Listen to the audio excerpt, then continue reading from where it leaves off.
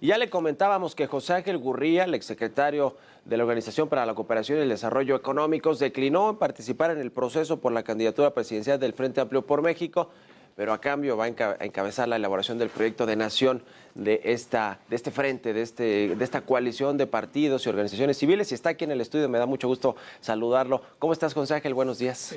¿Qué tal? Pues mira, no es que haya yo declinado. Declinado como tal. Porque la verdad es que, la verdad es que me subí a este nuevo proyecto, que me honra, me halaga, pero que además es muy desafiante. Por otro lado, fueron los tres presidentes de los partidos de la coalición los que me plantearon que yo llevara a cabo esta tarea, y yo estaba concentrado en el tema de conseguir las firmas, de las 150,000 firmas, y en fin, estaba yo en el abarrote preparándome para la siguiente etapa del concurso, del proceso del método que definieron los tres partidos y la sociedad civil.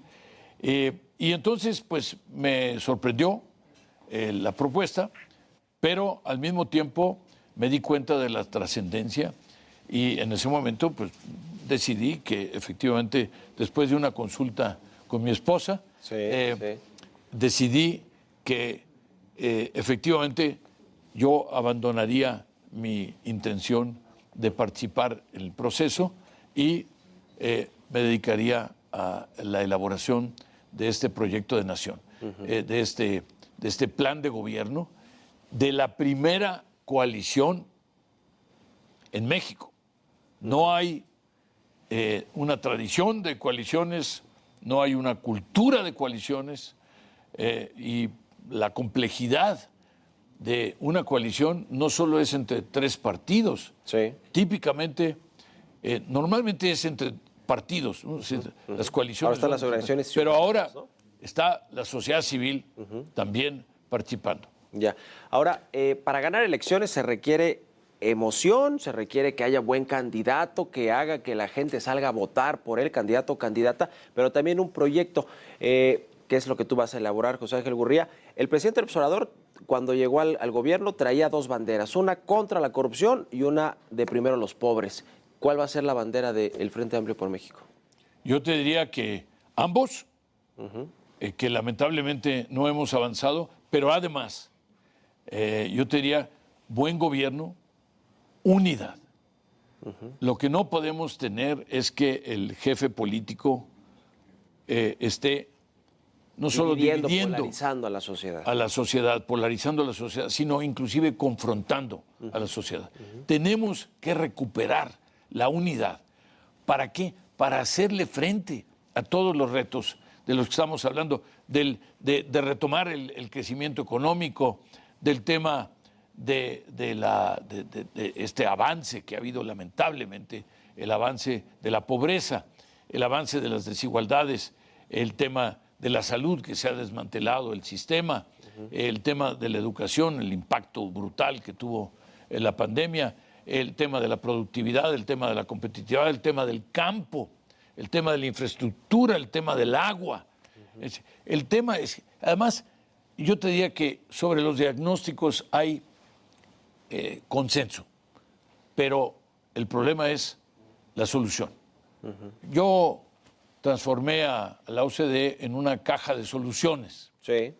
Y de eso se trata en este caso también, de encontrar a las mejores mujeres, a los mejores hombres, a los más conocedores en cada uno de los temas, en todos estos retos que enfrentamos, y que nos digan cuál es el camino y por dónde. Y entonces alimentar no solo al candidato o a la candidata a presidente, sino a los 9 gobernadores, a todos los diputados, a todos los senadores, a todos los regidores, a los diputados locales, etcétera, respecto de cuál sería el plan de gobierno que estamos promoviendo, y además para que les sirva a ellos, para la oferta política, y también para saber, ya que estén en la función, pues para dónde hacerse. ¿Ves competitiva la oposición? Te lo pregunto, digamos, realmente desde la autocrítica, porque hasta antes de que se anunciara este Frente Amplio por México, parecía que la oposición estaba dormida, que no pintaba en las encuestas, no se sabía quiénes eran los que podrían ser los candidatos. Hoy hay perfiles como Xóchitl Gálvez, que ha tomado mucha fuerza en las redes sociales, en los medios, está Santiago Krill, está Enrique de la Madrid, Beatriz Paredes.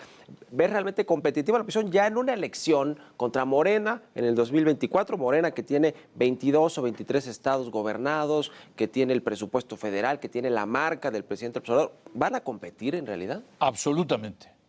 Los veo competitivos, independientemente de si es una candidata o es un candidato el que resulte de este proceso. Pero además, efectivamente, hay que acompañarlo con un proyecto para que el candidato o candidata pueda ofrecer el proyecto como parte de su oferta política y como parte del atractivo. Sí. Y además, están ofreciendo que va a haber un gobierno de coalición. El gobierno de coalición es más estable, el gobierno de coalición es más democrático, es más incluyente. El gobierno de coalición no tiene ocurrencias. El gobierno de coalición no comete arbitrariedades. Tiene contrapesos, ¿no? Que es lo que no vemos ahora con el presidente López Obrador. El gobierno de coalición, todo, ¿no? Por definición, tiene los contrapesos interconstruidos y por lo tanto, esa es parte de la oferta política. El hecho de que estamos ofreciendo al electorado un gobierno de coalición es parte muy importante de la oferta política del candidato o la candidata a la presidencia, pero también de todos los demás que van a estar compitiendo. Es la elección más concurrida. Quiere decir, sí, hay 9, además de las cámaras y además de los senadores y todo lo demás. 9 estados que van a 9 estados gobernador. Y pues miles y miles y miles de funcionarios que van a ser electos en diferentes partes y en muchos de los estados de la República, en 9 estados de la República, pero además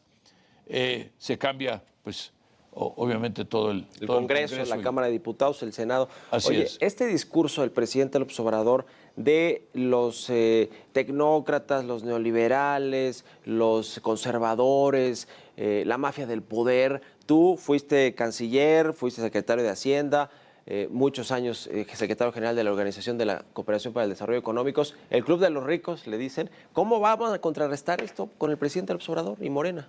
Déjame decirte que yo encontré que todos los países, los 38, independientemente de cómo se llamara el partido que gobernaba, si eran, sí, si eran los de derecha, de socialdemócratas, izquierda, de centro, de lo que sea, ¿no? Si eran los liberales o si eran los verdes, todos querían crecimiento, todos querían mejores empleos, todos querían empleos mejor remunerados, todos querían tener menos inflación, todos querían mayor nivel de bienestar, todos querían un mejor sistema de salud, todos querían un mejor sistema de educación, todos querían las mismas cosas.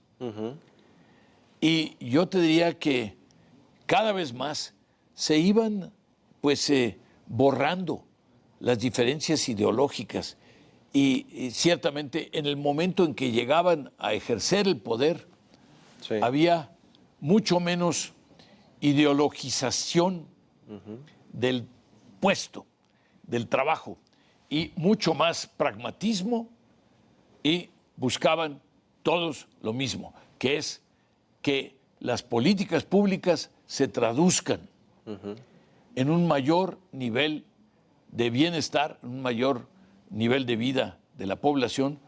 Yo inclusive acuñé una expresión para definir la misión de la OCDE, que es mejores políticas para una vida mejor. Porque finalmente, si no mejora la calidad de nuestras vidas, pues entonces las políticas públicas, sí, no valen mucho más.